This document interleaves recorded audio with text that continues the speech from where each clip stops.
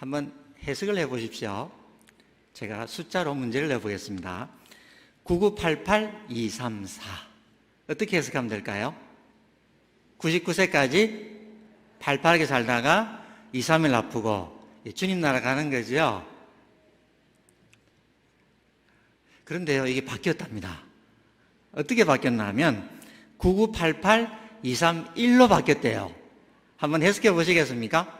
99세까지 팔팔하게 살다가 2, 3일 아프고 어떻게 해요? 벌떡이를 섣분대요. 제가 앞에 글자를 이렇게 말씀드릴 테니까 뒤에 글자를 완성해 보십시오. 건강 몇 세요? 예, 건강 100세.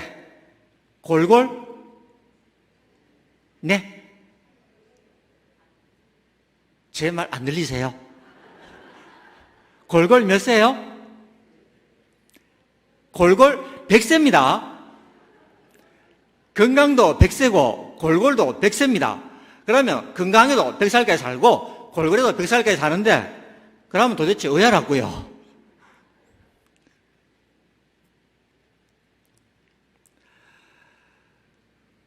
건강에도 100살까지 살고 골골에도 100살까지 사는데 그래서요, 우리 몸에 좀 신경을 쓰셔야 됩니다. 우리가 하나님 앞에 헌신하기 위해서 이 몸에 신경을 써야 되는데요, 성경에서는 예수님께서 몸을 아주 중요하게 여기셨습니다. 그래서 우리가 고백할 때 몸이 다시 사는 것과, 그러니까 예수님의 부활도 몸의 부활이죠. 성경에서는 이 몸을 중요하게 이야기합니다. 우리 몸을 좀 더 중요하게 하기 위해서 특별히 오늘은 이 머리입니다. 머리가 건강해야 또 사람이 오래 또 밝게 또 총기 있게 살 수 있잖아요. 그래서 오늘 머리에 대한 집중적인 건강 관리에 대해서 이야기하고 또 우리가 왜 건강해야 되는가에 대한 그것을 오늘 말씀에 대해서 아주 몇 가지 단어만 가지고 또 집중적으로 나눠보고자 합니다. 조금 죄송한 용어인데요, 유튜브에 이렇게 제목이 나와 있습니다. 재수 없으면 200살까지 산다. 유튜브에 들어가셔가지고요, 오늘 집에 가시면 한번 강의 한번 들어보십시오. 한 수 더 뜨는 게 있습니다. 미국의 구글이라고 하는 회사에서요, 인간 수명 500세 연구를 시작했습니다. 역시 인터넷 들어가셔가지고요, 구글 치시고 인간 수명 500세 이거 한번 쳐보십시오. 인간 수명 500세 연구를 시작했는데요, 쥐를 대상으로 실험을 하고 세포 또 유전자 분석 이런 것들을 하면서 앞으로 인간이 500살까지는 살 것이다, 거의 모두셀라 가까이 산다는 이야기거든요. 예를 들어서 이 산모의 양수를 검사해 가지고 태아의 이 질병을 미리 딱 분석해냅니다. 그래서 엄마 뱃속에 있을 때 미리 딱 예방접종을 다 해버립니다.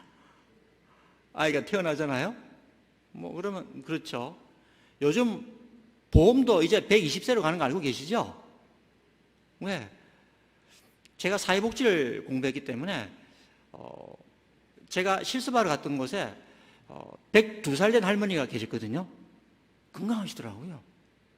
또 제가 섬겼던 포항의 어느 교회에 93세, 94세 된 분이요, 경로대학에 출석하는 것도 종종 보았습니다. 건강하셨습니다. 그러면 이제 100세, 아마 여기 계신 분들의 손주들은 최소한 120세는 내다봐야 되지 않을까요? 한 150세? 그러면 일하는 경력이 많을까요? 일 안 하고 은퇴한 경력이 더 많을까요? 은퇴 이후의 삶도 우리가 준비해야 되거든요. 그러면서 이 건강, 오늘 이 건강에 대해서 같이 좀 생각을 해보고자 합니다. 제가 병원에 들어간 지가 12년 차거든요. 그래서 특별히 제가 섬기는 병원은 이 머리와 척추에 대해서 특성화된 병원입니다. 종합병원인데 과는 많지 않고요, 주로 머리와 척추입니다. 머리와 함께 하다 보니까 심장이 있고 척추와 함께 하다 보니까 정형외과가 있고 또 마비가 많기 때문에 재활의학과, 내과, 마취과, 재활의학과, 마취과 쌤들이 통증을 관리하거든요. 그래서 이런 좀 특성화된 병원에서 섬기고 있습니다. 영상을 좀 띄워와 주시겠습니까? 한번 같이 한번 읽어보시겠습니까? 시작. 시간과의 싸움, 중풍. 예. 제목이 뭘까요? 중풍입니다. 중풍 아시죠? 제가 병원에서 12년 차 동안 이 중풍에 대해서 매일같이 보는데요. 가장 무서운 것 중에 하나가 이 중풍인 것 같습니다. 이 머리 혈관인데요. 이 머리 혈관 하나만 잘못돼 버려도 막히거나 터져 버려도요. 사람은 그날 밤 바로 주님나라 가기도 합니다. 혈관이 조금 막혔는데 그 막힌 혈관 때문에요. 사람 사지가 마비되어 버립니다. 그리고 막히는 것도 무섭고 터지는 것도 무섭고 위험도는 똑같다 그럽니다. 그러면 들어가 보겠습니다. 영어로 써놔서 죄송합니다. 중풍을 영어로 스트로크라는 말을 씁니다. 스트로크. 그래서요, 그대로 우리말로 하면은, 당신이 빨리 행동하면, 치료받을 수 있다 이 말입니다. 즉, 골든타임 들어보셨죠? 여러분, 골든타임이 몇 시간으로 알고 계십니까? 네? 3시간? 예, 보통 3시간이라고 그러죠? 제가 섬기던 교회 장로님께서 일부 예배 기도하시고, 그때는 제가 섬기던 교회 파송교회이기 때문에 출석을 하고 있었는데요. 일부 예배 기도 드렸는데 기도가 마무리가 좀 이상하더라고요. 눈을 떠보니까 장로님이 안 계세요. 그때 기도 중에 눈이 한쪽이 완전히 안 보이더랍니다. 그래서 이거 일 났다 싶어가지고 바로 택시 불러가지고 기도 마치고 택시 타고 응급실 앞에 쓰러졌거든요. 그 장로님이 일부 예배 기도였기 때문에 살았거든요. 일부 예배 기도 오셔가지고 내 혈관이 터진 거예요. 내 출혈이 와서 내 동맥이 터졌는데 이미 그 예방을 이런 증상이 오면 빨리 응급실 가야 되는 걸 알고 바로 택시 대절해서 가셔서 응급실 앞에 내리자마자 쓰러졌는데 5시간 반 수술해서 지금 건강하십니다. 그래서 오늘 제가 이 나누는 내용 중에 좀 상식을 알고 계시면 건강을 유지하는 데 큰 도움이 될 수 있습니다. 네, 앞에 거 다시 한번 봐주십시오. 이 패스트, 빨리라는 거잖아요. F 보시면 입이 좀 돌아갔죠? 감각이 무뎌지거나 입이 조금 돌고 있다 싶을 때는요, 어디로 가셔야 될까요?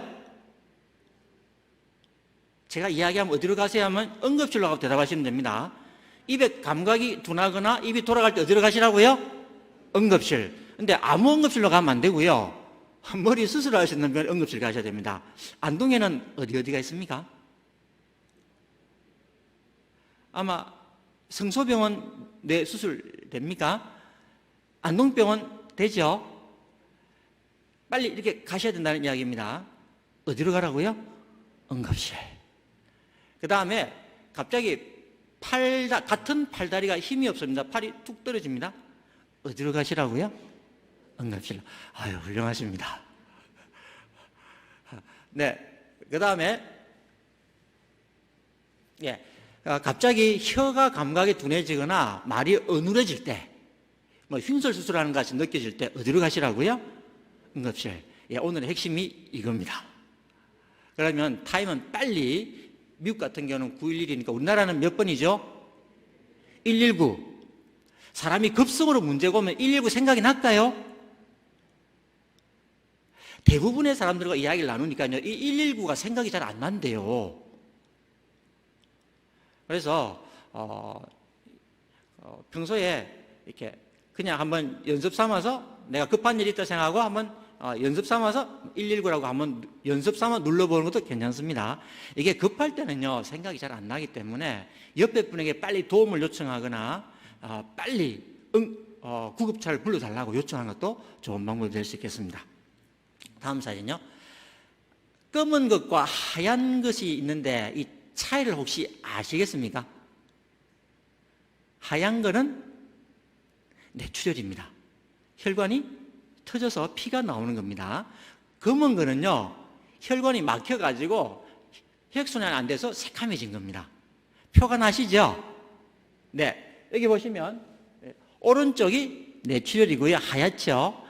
왼쪽이 새카맣죠? 뇌경색입니다. 뇌경색은 혈관이 막혀서 쓰러지는 경우를 이야기합니다. 뇌출혈이든 뇌경색이든 굉장히 위험합니다. 다음 사진요. 50대 넘어가면, 제가 어릴 때는요 50 넘어가면 죽음을 놓고 기도하라고 하셨거든요. 요즘은 50에 죽음 놓고 기도하라 그러면 아마 욕먹을 것 같습니다. 50은 다, 저도 벌써 50이 넘어갔는데 50은 요즘 그냥 젊죠. 우리나라 100년 전 평균 수명이 몇 세인지 아십니까? 40이었습니다. 우리나라 불과 100년 전의 평균 수명이 40이었고요. 지금은 어지간하면 남자분들은 제가 보니까 한 85세? 여자분들은 90세? 여기까지 그냥 쑥 가는 것 같아요. 갑작스러운 사고나, 급속한 암이나 아니면은 뇌출혈이나 뇌경색이 없다면 그냥 평범하게 90까지는 웬만하게 가는 것 같습니다. 50대가 넘어가면은요, 질병이 많이 옵니다. 남자의 사망률이 높습니까? 여자의 사망률이 높습니까? 이렇게 보시면요. 남자, 오늘 남성기 연신제배니까 좀 특별히 잘 들으시면 좋겠습니다. 네. 그러면 젊은 사람들은 듣지 말라는 이야기가 아닙니다. 여기 찬양 인도하면 젊은 분들이 있었는데요. 제가 병원에서 보니까 제가 제일 젊어서 쓰러져서 사회복지를 접근한 나이가 26살이었습니다. 26살짜리가 뇌졸중이 와가지고요. 병원에 입원해서 제가 사회복지로 병원비를 해결했던 적이 있는데 20대부터도요 질병이 많이 오기 때문에 혹시 여기 20 안 된 분 있습니까? 20살 미만은 잘 없죠? 네. 왜 질병이 많이 오는지 제가 조금 이따가 같이 밝혀보겠습니다. 그리고 언제 장내가 많이 납니까? 계절 중에서요? 봄과 가을이죠. 왜일까요? 환절기. 한번 따라해 보시겠습니다. 환절기. 환절기라는 말은 밤에는 춥고 낮에는 덥고, 그러니까 덥고 춥고가 온도 차이가 급속도로 나다 보니까 더우면은 혈관이 근육이 좀 이렇게 풀어지고 혈관이 넓혀져 있다가 날씨가 추워지면 혈관도 좁아지고 피순환이 빨라지거든요. 그러면 막히고 있는 뇌경색은 혈관이 좁아지면서 피가 안 통하게 되고요. 또 혈액순환이 빨라지다 보니까 혈관이 좁아서 뇌출혈이 잘 납니다. 이때가 봄, 가을입니다. 그래서 봄, 가을에 장내가 많이 납니다.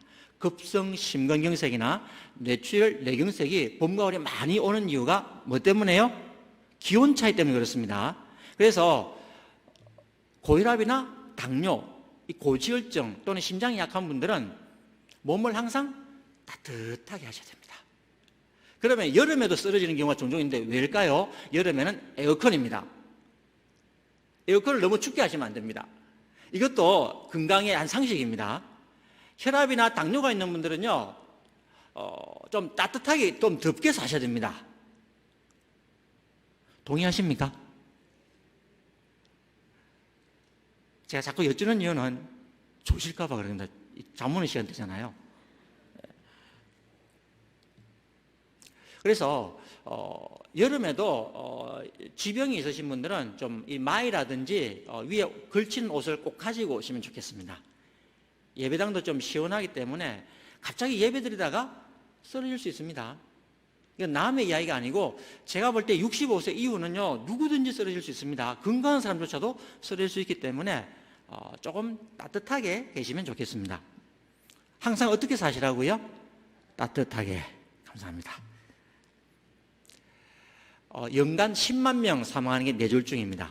사망률이 가장 높습니다. 암은 종류가 많으니까 암은 제쳐놓고 단일 질병으로 가장 사망률 높은 게 뇌졸중, 즉 뇌졸중은 뇌경색 또는 뇌출혈 이야기합니다. 뇌졸중이 오면 약 30%는 사망합니다. 다음 사진요. 뇌경색입니다. 넘어가겠습니다. 혈관이 이렇게 혈전이 때가 끼고 있는 겁니다. 혈전증이라고 그러는데요. 꾸준히 시간 지나면서 이렇게 혈관이 막히고 있는 겁니다. 마치 수도관에 때 끼는 걸로 생각하시면 됩니다. 나이가 들면 자연스럽게 때가 끼입니다. 혈관들이 때가 끼게 되어 있습니다. 이게 어느 정도 차면은 막히면 사람이 쓰러지는데 쓰러지기 전까지는 모르는 경우들이 많습니다. 다음 사진요.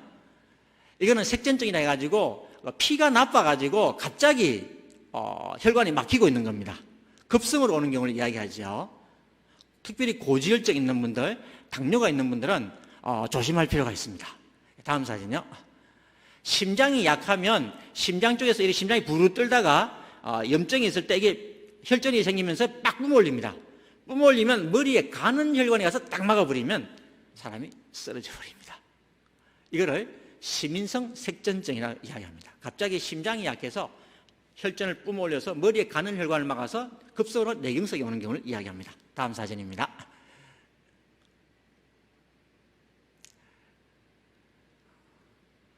너무 그림이 좀 작죠? 먼저 머리 쪽을 보겠습니다. 운동 쪽 이 감각이 좀 장애가 오는 경우인데 같은 쪽 팔과 다리가 힘이 빠질 때 감각이 팔과 다리가 동시에 올 때를 이야기합니다. 이때는 어디로 가시라고요? 응급실입니다. 어떤 응급실요? 머리 수술할 수 있는 병원의 응급실을 이야기합니다. 살이 4살 같지가 않습니다. 팔다리가 동시에 4살 같지 않게 느껴질 때 응급실로 가는 것을 이야기합니다. 그 다음에 말이 어두워집니다.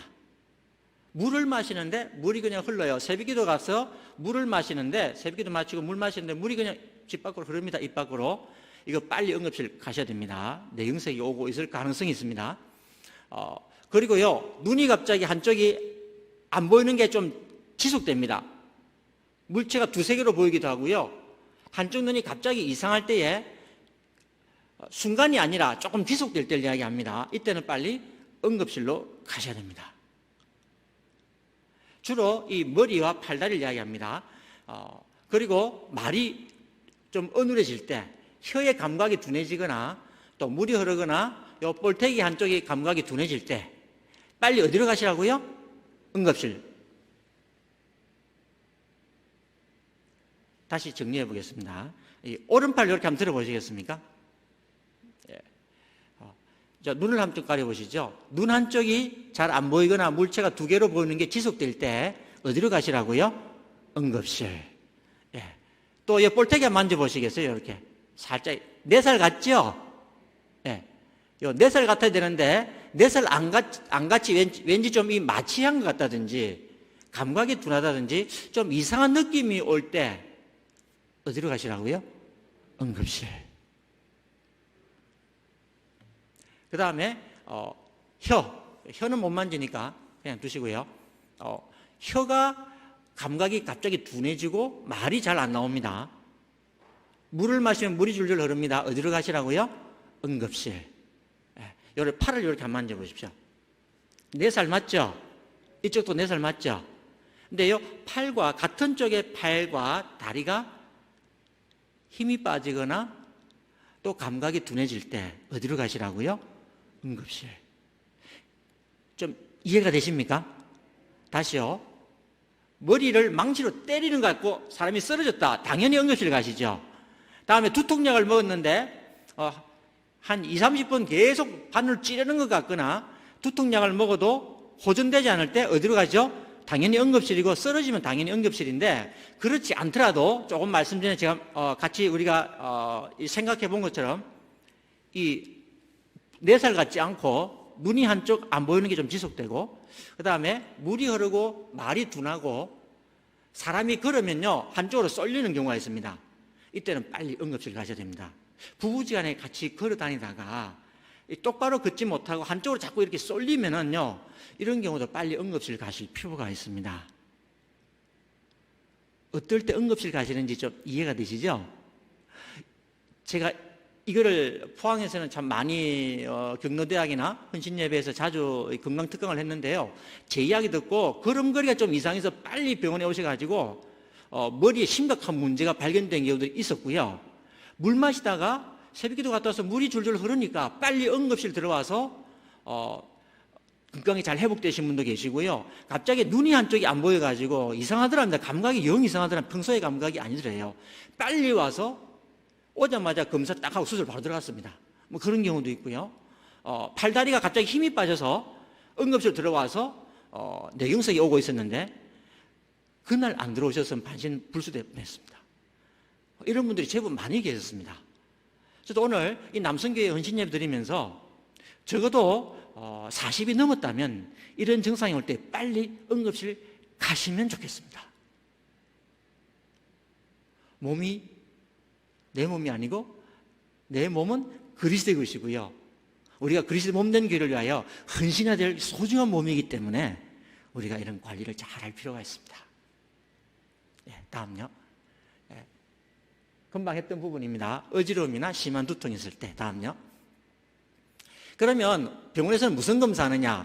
이외에도 여러 가지 검사가 있는데 대표적으로 간단하게 CT입니다. CT 검사를 하는데 장비가 그렇게 생겼습니다.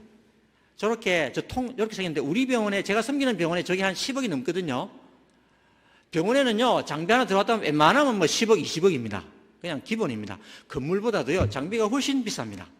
여기서 들어가면 뇌를 촬영할 수 있습니다. 다음 사진요. 머리 혈관을 보려고 하면은 A가 들어가면 엔지오라해서 혈관을 보는 겁니다. CT로 찍는 혈관을 CTA라고 이야기합니다. CTA가 뭐라고요?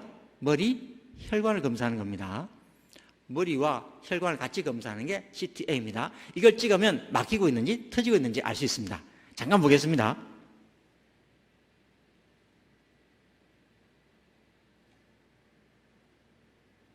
여기 두 번째 사진을 보시겠습니다. 전부 혈관이 막힌 사진들인데요. 요 두 번째 보면은 굵게 나오다가 쑥 들어가, 검은 게 쑥 들어가 버렸죠. 이게 혈관이 막혀서 이런 표시가 되는 겁니다. 제일 앞에와 제일 마지막을 한번 보시겠습니까? 제일 앞에 보면은 혈관이 굵게 들어와야 되는데, 합쳐져야 되는데 새카맣게 나와 있죠. 이게 뇌경색입니다. 이게 CTA를 찍으면 혈관이 이렇게 보입니다. 마지막에도 보시겠습니까? 끝에가 이렇게 굽어져 들어오는 부분, 합쳐지는 부분에서 새카맣게 돼 있죠. 이렇게 막혀 있는 겁니다. 이 뇌경색입니다. 이렇게요, 머리 혈관이 이렇게 사진상에 나옵니다. 30배 확대해서 본다 하거든요. 다음 사진요. 그 다음에 이거는 MRI입니다. MRI 찍어도 이렇게 뇌경색 뇌출혈을 볼 수 있는데, 그런데 MR에다가 A가 붙으면은 뇌혈관을 보는 거겠죠. 그러니까 MRI 더하기 MRA가 되는 겁니다. 다음 사진요. 이렇게 됩니다. 사진을 잠깐 보시겠습니다. 오른쪽에는 혈관이 있는데 왼쪽에는 혈관이 없습니다. 그죠? 이렇게 표시가 나는 겁니다. 거의 균형을 맞추고 있어야 되거든요. 혈관이. 이렇게 MRI 찍으면 나옵니다. 그러면 저를 잠깐 보시겠습니까? 두통이 있거나 어지러움이 있을 때, 심하지 않은데도 두통이나 어지러움이 있으면 머리 수술할 수 있는 병원 가셔서 저를 한번 따라해 보십시오. 저렴한 뇌혈관 검사해 주세요. 제가 한 번씩 편두통이 있거나 두통이 있어서 걱정이 되는데 좀 저렴한 뇌혈관 검사 받을 수 있을까요? 라고요, 신경외과 의사 선생님하고 상담을 하시면 좋겠습니다. 성서병원에 가시든지 아니면 안동병원에 가시든지 가네요. 여러분 다니시는 병원이 있다면 두통이 있거나 어지러움이 살짝 있을 때, 좀 두통과 어지러움이 병행될 때에 신경외과 수술할 수 있는 병원 가셔서 제가 두통이나 어지러움이 같이 올 때는 좀 걱정이 되는데 좀 저렴한 뇌혈관 검사 받을 수 있겠습니까? 하면 CTA로 검사를 받을 수가 있습니다. 제가 보니까 정확히는 잘 모르겠지만 한 8만 5천에서 한 13만 원 정도 하면 머리 정도 하는 것 같고요. 여기 경동맥이 포함되면 한 20만 원 전으로 검사를 하는 것 같습니다. 근데 건강보험공단 건강관리로 들어가서 검사하면 내가 돈을 다 내야 되기 때문에 가격이 엄청나게 비싸지고요. 두통이 있으면은 건강보험 적용이 되기 때문에 한 10만 원 초반대로 떨어집니다. 그래서 조금 저렴하게 검사할 수 있는데 최소한 40이 넘어가면 이 검사를 좀 해보실 필요가 있다고 생각합니다.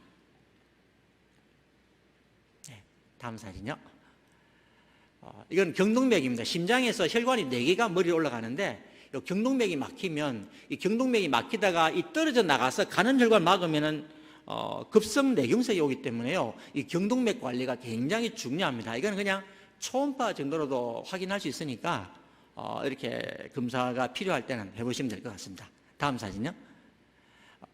가장 정확한 검사가 CT나 MRI가 아니고 가장 정확한 검사는 혈관 조영술입니다. 대퇴부 다리에 있는 동맥을 타고 철사 같은 게요, 요 목까지 올라가서 특수 물감을 쏘아 올리면 큰 영상 화면에 뇌혈관 그림을 정확하게 그립니다. 미국에서는 검사비 1억 정도 한다는 건데 우리나라는 제가 보니까 한 150만 원 내외인 것 같습니다. 아주 보험이 잘 되고요. 가장 정확한 검사인데 이건 좀 위험합니다. 예를 들어서 혈관이, 철사 같은 게 혈관을 타고 올라가니까 이거 잘못 찌르면 사망할 수도 있고, 또 혈관 주위에 있는 혈전을 건드리면 떨어져 나가면서 중풍을 유발할 수 있거든요. 그래서 이 검사는 함부로 안 되고 심각한 문제나 수술 앞둘 때에 하는 이 검사입니다. 그래서 혈관 조영술이 가장 정확한 거구나라는 정도 알고 계시면 되겠습니다. 다음 사진요. 뇌경색이 오면은 빨리 혈전 용해제를 넣어야 됩니다. 정맥은 3시간, 동맥은 8시간 이내에 약물을 투여하게 됩니다. 이걸 빨리 투여해야 최소한의 이 질병을 또 이 후유증을 예방할 수 있습니다. 다음 사진요. 동맥 같은 경우는 혈관이 굵기 때문에 이 혈관을 타고 올라가서 철사망을 통해서 이렇게 끄집어내기도 합니다. 근데 가는 혈관 쪽은 아예 못 들어가고요. 그래서 혈관에 따라서 이렇게 뇌경색을 시술할 수도 있고 못할 수도 있고 그렇습니다. 다음요. 경동맥 같은 경우는 바로 이렇게 들어가서 양쪽을 묶고 이 살을 이렇게 좀 절개하고 또 혈관을 묶고 혈관도 절개해서 이렇게 끄집어내는 게 있습니다. 우리나라 현대의술이요 굉장합니다. 심지어는 머리도요 건강한 몸에 자기 몸의 혈관을 떼다가 머리에 혈관을 갖다 붙이기도 하고요, 인공 혈관을 넣어서 그냥 평생 건강하게 사는 분도 계십니다. 심장도 혈관에 따라서 자기 몸의 걸 이식시키기도 하거든요. 혈관을요 이렇게 잘라서 이렇게 혈관끼리 꿰매기도 합니다. 이 굉장한 의료기술을 우리나라 가지고 있는데 빨리 병원에 가시면 문제가 잘 해결될 수가 있습니다. 다음요. 이게 예로 들면 이렇습니다. 여기 보시면 혈관을 묶고요, 혈관을 이렇게 째서 안에 있는 혈전을 이렇게 끄집어내는 겁니다. 다음요. 이거는 실제의 모습입니다. 혈관 끝을 묶고 혈관을 째서 혈전을 끄집어내는 겁니다. 다음 사진요. 네, 다음요. 여기 보이시죠? 이렇게 끄집어내는, 이게 한 4cm 정도 되는 거거든요. 엄청나게 큰 거죠, 이게. 다음요. 보십시오. 4cm짜리를 끄집어낸 겁니다. 혈관 속에 있는 거를 수술해서 끄집어낸 겁니다. 이게 제가 섬기고 있는 병원에서 한 건데, 다음요. 이게 사람 목 부분입니다. 이게 사진이 목 부분인 걸로 보이세요? 경동맥을 이렇게 막힌 거를 끄집어낸 걸 이야기하는 겁니다. 다음요. 네, 이제 혈관 부위에 따라서 이 스텐트, 심장에도 관상동맥 쪽으로 급속으로 막히면 스텐트 넣거든요. 심장은 오른팔로 들어가서 바로 막혀 있으면 그냥 스텐트 넣어버립니다. 머리는 다리로 뚫고 이렇게 올라가서 스텐트를 넣기도 합니다. 다음요. 뇌출혈입니다. 다음요. 뇌출혈의 가장 큰 원인은 한번 따라합시다. 뇌동맥류. 유식한 말로 애뉴리즘이라는 말을 쓰는데 그냥 뇌동맥류라 그럽니다. 뇌출혈의 가장 많은 원인이 뇌동맥류라 그럽니다. 풍선처럼 부풀어 올라서 꽈리라는 말로 쓰기도 합니다. 꽈리. 한번 따라해 볼까요? 꽈리. 뇌동맥류가 이거는 정상이 없습니다. 사실은 뇌동맥류는 정상이 없어서 40이 넘어가면 다 해봐야 되는데 우리나라가 건강보험에 지원을 못하기 때문에 그냥 개인에게 다 넘겨버리죠. 뇌동맥류는 터질 때에 이제 보통 이제 의식을 잃는데 터지면 뭐 답이 없죠. 그래서 두통이 있으면 빨리 가서 검사해 보면 이 뇌동맥류가 참 많이 발견이 됩니다. 그 다음에 이제 혈관 기형은 타고나는 걸 이야기합니다. 그 다음에 고혈압입니다. 고혈압은 피의 압이 세기 때문에 언제든지 머리에 가는 혈관이 터져서 뇌출혈이 될 위험성이 있습니다. 그래서 혈압이 있는 분들, 당뇨가 있는 분들 몸을 어떻게 하시라고요? 항상 따뜻하게 하시면 좋겠습니다. 다음요. 뇌동맥류는 이렇게 보시면 불룩불룩 솟아오릅니다. 불룩불룩 솟아올라서 터지는 경우를 이야기하는데 동맥이 세 겹이랍니다. 우리 동맥이 세 겹으로 되어 있는데 뇌동맥류는 그냥 한 겹입니다. 터지면 바로 한 30, 40%는 바로 세상을 떠나고요. 한 3, 40%는 반신마비가 오는데 머리는 마비가 오면 회복이 안 된답니다. 하나님 그렇게 만드셔서 그렇고요. 예방하는 수밖에 없습니다. 그래서 반신마비가 오면 이 재활을 하는데요. 재활의 의미는 그 죽은 주변의 세포가 다 죽은 세포들은 어쩔 수 없으니까 주변에 잠자고 있는 세포를 깨우는 게 재활이라고 합니다. 그래서 재활은 굉장히 중요합니다. 다음요. 뇌 동맥류의 치료는 딱 두 가지밖에 없습니다. 이렇게 클립은 찝는다는 말이거든요. 머리를 살짝 열어서 탁 찝는 것. 그 다음에 코일은 대퇴부 동맥을 뚫고 올라가서 백검으로 터질 부분을 막고 스탠드로 딱 고정하는 겁니다. 그래서 코일로 할 거냐 클립을 할 거냐 두 가지밖에 없습니다. 의사들끼리는 코일이 어떻고 저떻고 그 다음에 클립이 어떻고 저떻고 하면 이게 내 동맥류에 대한 이야기구나 뭐 그렇게 생각하시면 될 것 같습니다. 예, 다음요. 이게 클립입니다. 머리를 살짝 열어서 이 부풀어 오른 부분에 이 경계선을 딱 찝는 겁니다. 이렇게 보시면 자세히는 사진이 좀 잘 안 보이는데요. 이렇게 특수 금속으로 찝는 것을 이야기합니다. 다음요. 색전술은 대퇴부 동맥 뚫고 올라가서 머리 끝까지 올라가가지고 머리 혈관까지 가서 이렇게 백검으로 싹 감습니다. 예, 코일 색전술이라 이야기하죠. 감고 스탠드로 고정합니다. 예, 다음요. 어떻게 예방할 것인가? 네. 다음요. 네, 넘어가겠습니다. 1차적 예방은 위험인자를 제거하는 건데 위험인자는 그리고 2차적 예방은 약물 투여하는 거죠. 다음요. 오른손 한번 들어보시겠습니다. 자, 그러면 위험인자를 어떻게 조절할 것인가? 저를 한번 따라 하십시오. 간식, 야식 안 먹기. 자, 다시 펴보십시오. 첫 번째 뭐 안 먹기요? 간식, 야식 안 먹기. 뭐 안 먹기요? 간식, 야식 안 먹기입니다. 예, 잠깐 내리겠습니다. 젊은 사람들이 질병이 많고 암이 많이 오는 이유 중에 하나가 간식, 야식을 많이 먹어서 그래요. 요즘 젊은 사람들 다 올빼미죠? 밤 늦게 자잖아요. 그래서 간식과 야식을 참 많이 먹는데 그리고 잠을 안 자잖아요. 그래서 젊은 사람들이 이 질병이 많이 옵니다. 한번 따라 합시다. 나이 들수록 배고프게 삽시다.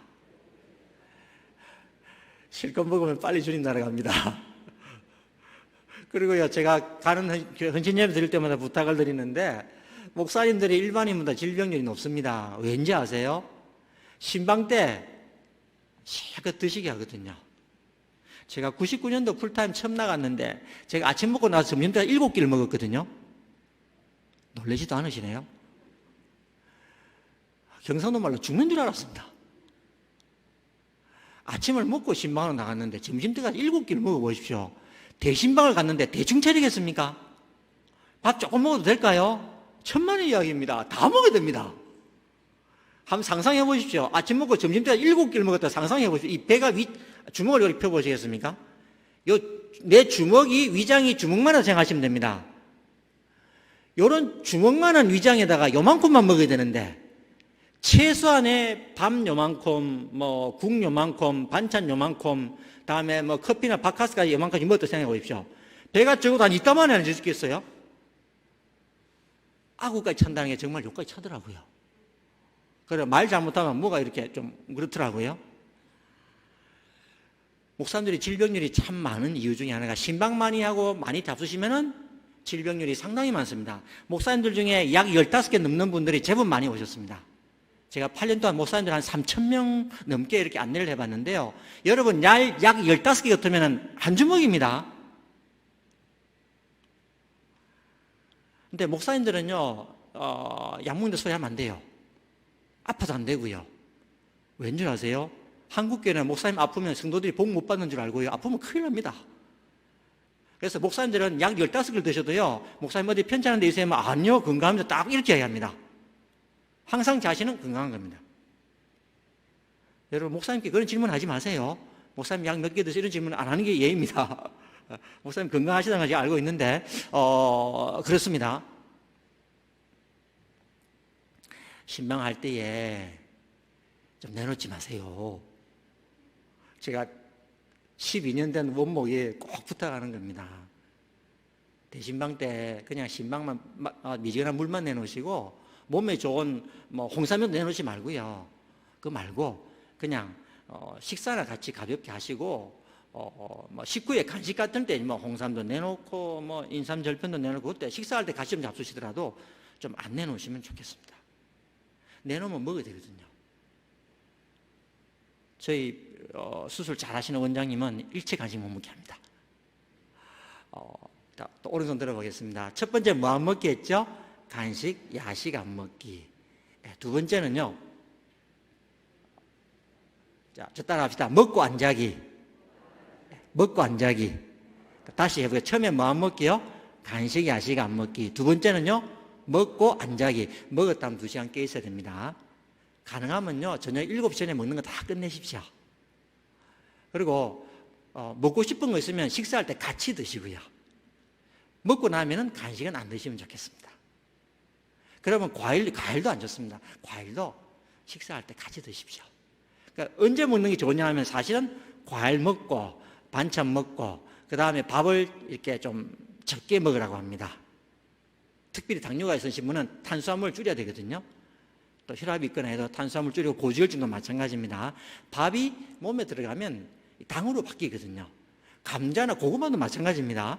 밥 시큰 드시고 후식으로 감자와 고구마를 시큰 드시는 분이 있는데 상당히 위험합니다.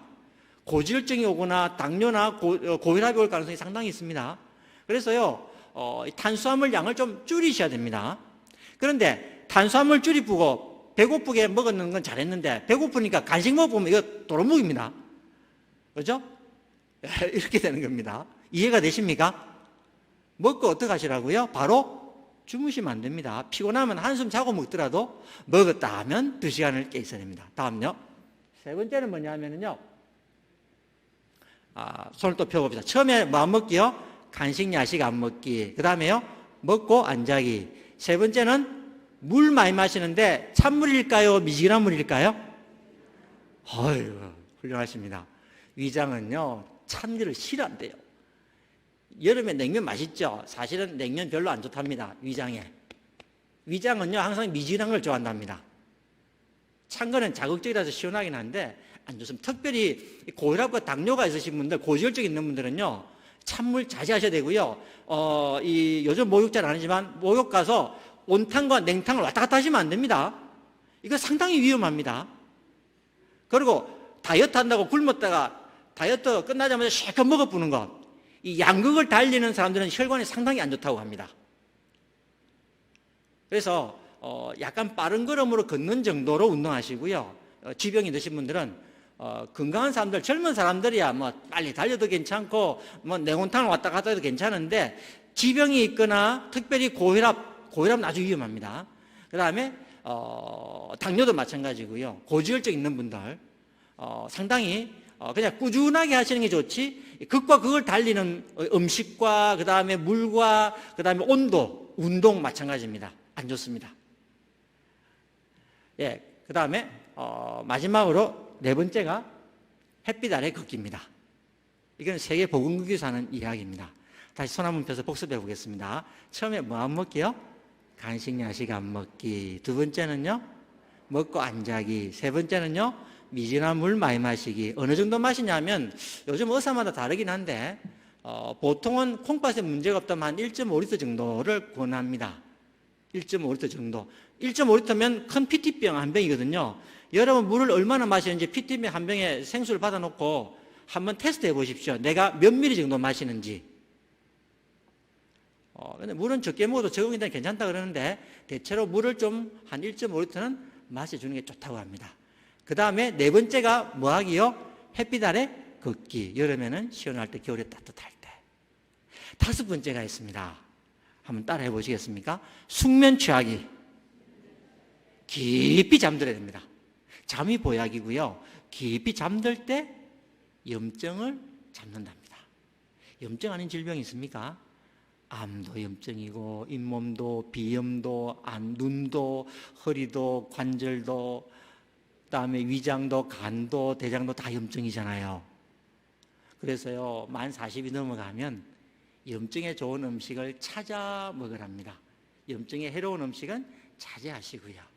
대표적으로 염증에 해로운 거는 식용유 들어간 과자, 빵, 그 다음에 통닭, 이런 거겠죠. 죄송합니다. 통닭 장사하시는 분들은 죄송한 이야기인데요. 사실은 이거 제가 신문에 글도 잘 안 씁니다. 신문에 글을 쓰고 싶은데 못 쓰는 이유가 야식하는 분이나 통닭 하시는 분들, 그다음에 파전 같은 경우 생계에 위협을 줄 수 있기 때문에 글은 안 쓰고요. 대신 좀 적게 드셔야 된다는 것, 이걸 좀 부탁을 드립니다.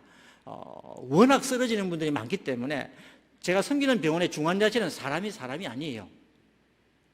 쓰러져도 의식 없이 쓰러져 들어왔다가 갑자기 세상 떠나거나 반신불수가 되면요 대소변 다 닦아내야 돼요. 그다음에 이 딱 혓바닥이나 이 목젖도 반이 딱 마비가 오기 때문에 사람이 못 삼킵니다. 연화장이라는 말을 쓰는데 삼키질 못하니까요 코에다가 호술 위장까지 꽂아가지고 미염을 주사기로 밀어넣어야 돼요.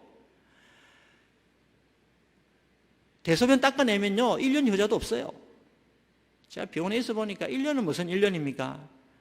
벌써 두세 달 지나가면요 자녀들끼리도 서로 떠밀기 시작합니다. 한 3, 4개월 치료 기간 지나도 재활해도 잘 치료가 안 되면요 대소변 닦아내면 어디로 갑니까? 요양병원 가든 요양원 가든 가야 될 거 아니에요. 부부가 몸이 다 망가져 버려요. 요양원 가면요 참 인권이 없습니다. 똥오줌 닦아내는데 무슨 인권이 있습니까? 그래서 인권센터에 얼마나 항의 전화가 많이 들어오는지 모릅니다. 제가 복지 쪽에 있으니까 별의별 이야기를 다 듣는데요 너무너무 비참합니다.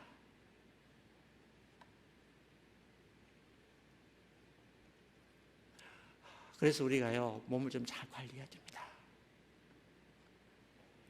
그럼 오른손 펴서 복습을 해보겠습니다. 처음에 뭐 안 먹기요? 간식, 야식 안 먹기. 두 번째는요 먹고 안 자기. 세 번째는요 물 많이 마시기. 무슨 물 마시라고요? 미지근한 물. 그 다음에요 햇빛 아래 걷기 한 3, 40분 정도. 그 다음에 마지막으로 어떻게 해요? 숙면 취하기. 잠을 깊이 잠들도록 우리가 환경을 좀 만드셔야 됩니다. 그래서 새벽기도 잘 나오시는 분들이요 건강하시더라고요. 왠지 아세요? 11시부터 새벽 3시까지 깊이 잠들 때 그때 가장 몸이 염증을 잘 잡는 시간인데 일찍 자고 새벽기도 나오시는 분들이요 건강한 이유가 여기에 있더라고요. 몸이 좀 생활 습관이 잘 안 되시는 분들 계시거들랑 작정하고 새벽기도를 좀 하시면 좋겠습니다. 요즘 코로나 때문에 새벽기도 못할 때도 있긴 한데 어쨌든 기회만 된다면 우리가 생활 습관을 좀 잘 만드시면 좋겠습니다. 11시부터 새벽 3시까지는 반드시 깊이 잠들 수 있도록 환경을 좀 만드시면 좋겠습니다. 그럼 이제 말씀을 좀 나누고자 합니다. 우리가 왜 건강해야 되죠? 오늘 말씀해 보니까 살아있는 재물을 이야기하죠. 우리 핵심은 영적 예배자로서의 삶을 살기 위해서 우리가 살아있는 재물이 되어야 된다고 이야기하는데 즉 우리의 모든 삶이 하나님께 예배자로서의 삶이기 때문에 그렇습니다.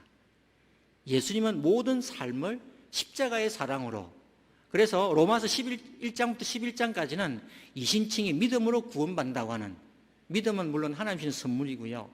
믿음으로 우리가 예수님께서 나를 위하여 우리를 위하여 십자가에 죽으셨기 때문에 나도 예수님처럼 사는 살아있는 재물된 삶을 살겠다는 이런 의지잖아요. 살아있는 재물된 삶을 살기 위해서 우리가 좀 더 건강을 잘 관리해야 될 의무가 우리에게 있습니다. 신실한 그리스도인들은 자기 몸을 가꾸는 사람입니다. 몸을 학대하거나 내팽개치는 사람, 될 대로 되라는 사람은 신실한 그리스도인의 모습이 아닙니다. 왜요? 그리스도께서 우리를 위하여 십자가에 지셨고 나는 이미 그리스도의 것이고 또 교회를 위한 몸이기 때문에 그렇습니다. 그래서 우리는 몸을 잘 관리할 필요가 있습니다. 잘 관리해도요 요즘 100세 시대이기 때문에 질병이 옵니다. 그러면 건강한 사람만이 온전히 헌신할 수 있나요? 아니요. 대체로 건강한 사람이 몸에 흠이 없는 사람이 더 많이 하나님 앞에 충성하지만 몸이 약해도 불편해도 지병이 있어도 헌신하는 사람들이 있습니다. 대표적으로 누가 생각나세요? 예수님. 여기는 좀 신학적으로 들어가면 좀 성서 해석으로 들어가면 좀 다양한 의견이 있을 수 있지만 어쨌든 우리가 알고 있는 문자 그대로 표현한다면 이렇습니다. 표전 세 번역에 보면은 이사야 53장에 그는 항상 질병을 앓고 계셨다 이렇게 번역을 하고 있는데요. 이사야 53장에 보면은 우리가 가지고 있는 이 개정개혁에는 그는 간고 또는 질고를 아는 자라고 이렇게 번역을 하고 있잖아요. 근데 표전 세 번역에 어느 날 제가 고난주간에 말씀을 묵상하다 보니까 이사야 53장을 그렇게 질고라는 것을 항상 질병을 앓고 계셨다 이렇게 번역을 하더라고요. 그렇구나. 예수님은 질병을 앓고 계셨을까? 또는 몸이 약하셨을까? 그러니까 뭐 마른 땅에서 나온 연한 줄기 같아서 뭐 고운 풍채도 없고 흠모할 만한 아름다운 것이 하나도 없더라고 이야기하잖아요. 그러면 적어도 예수님의 몸은 약하셨던 것 같아요. 아니면 어떤 질병이 있었던 것 같아요. 그냥 하나의 추측해 보는 겁니다. 왜냐? 이사야 53장에 기록하고 있으니까. 그리고 예수님은 십자가에서 6시간 만에 돌아가셨거든요. 일반인들은 보통 일주일도 한 달도 살아있다 그럽니다. 그래서 십자가가 너무 고통스럽게 죽어가는 건데요. 예수님이 일찍 돌아가신 거 보면 질병이 있든지 아니면 몸이 약하셨든지, 그러면 예수님은 질병이 있었다고 가정한다면 그 아픈 몸으로 십자가를 향해서 한 걸음씩 한 걸음씩 매일마다 가셨던 거지요. 그러면 우리는요, 질병이 있다고 핑계할 수 없습니다. 내가 만성질환이 있다고, 몸이 빨리 피곤하다고 우리는 하나님 앞에서 어떤 것도 핑계할 수 없습니다. 또 한 가지는요, 또 한 분은 누구죠? 사도 바울. 우리가 이방인에게 복음을 전했던 것은 사도 바울 때문에 우리가 복음이 들어온 거잖아요. 사도 바울은 몸이 건강했습니까? 천만의 이야기입니다. 사도 바울이 고린도후서 12장에 보면요, 어떻게 나오죠? 가시가 있다고 그랬잖아요. 그 육체의 가시가 뭔지는 아직 뭐 교회 사가들마다 좀 다르긴 한데 아마도 뇌전증, 옛날에는 간질로 이야기하는데 간질은 나쁜 편이고 뇌전증, 갑자기 거품 물고 쓰러지는 거 있잖아요. 복음 전하다가 갑자기 거품 물고 쓰러지면 그게 무슨 영광이 되겠습니까? 아주 무서운 뇌전증 아니면 말라리아. 어쨌든 사도 바울은 고쳐지지 않는, 죽은 사람도 하나의 능력으로 살리고 많은 질병을 고쳤지만 진작 자기의 가시는 하나님 치료해주지 않았습니다. 하나님께서 뭐라고 하셨죠? 내 은혜가 네게 족하다. 네가 약할 때 곧 강함이라. 이렇게 고백을 하고 있지 않습니까? 그러면요, 건강한 사람은 건강한 사람대로, 아픈 사람은 아픈 사람대로 하나님 앞에 충성해야 되는 것이 우리의 삶이고, 산 제물이라고 한다면 우리는 결국 살아있는 순교자의 모습으로 살아가야 되는 것이 그리스도인의 모습이라는 것을 우리에게 보여주고 있습니다.